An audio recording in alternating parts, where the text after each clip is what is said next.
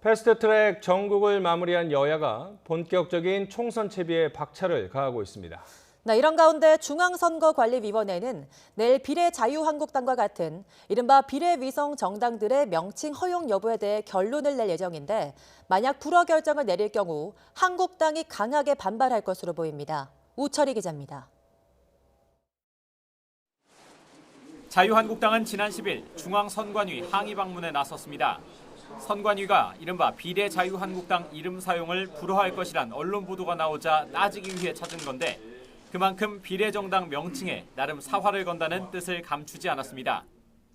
처음에 실무자선에서 다 된다라고 판단을 해가지고 진행되었던 부분인데 최근에 더불어민주당이 다른 의견을 내놓는다고 해서 거기에 부합해서 움직이는 이런 모습, 이 부분은 굉장히 바르지 않다.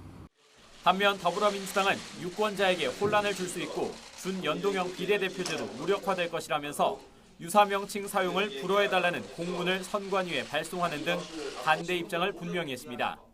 비례자유한국당이니 명칭이 난무하는데 이런 행위는 국민의 투표권을 침해하고 결국 정치를 장난으로 만드는 것입니다. 사용하는 것을 원천적으로 차단해야 할 것입니다.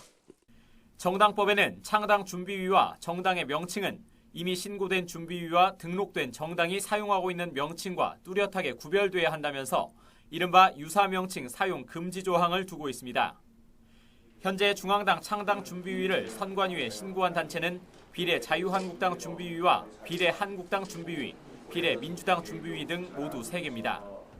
선관위는 논란이 커지는 걸 감안해 전체 위원회의를 열어 비례정당 명칭 허용 여부에 대한 결론을 내기로 했습니다.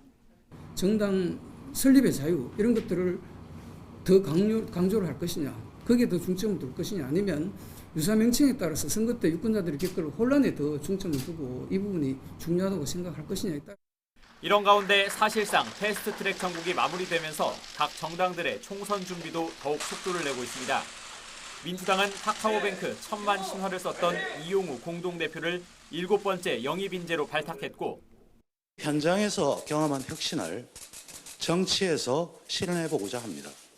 한국당은 홍준표 전 대표 등을 겨냥해 수도권 험지 출마를 거듭 압박했습니다. 당의 지도급 인사들께서는 수도권 험지로 나와주실 것을 부탁드립니다.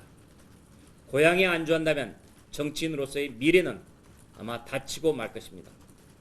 또 민주평화당에서 떨어져 나온 대한신당은 공식 창당대회를 열어 제3지대 통합 작업에 본격 착수했습니다.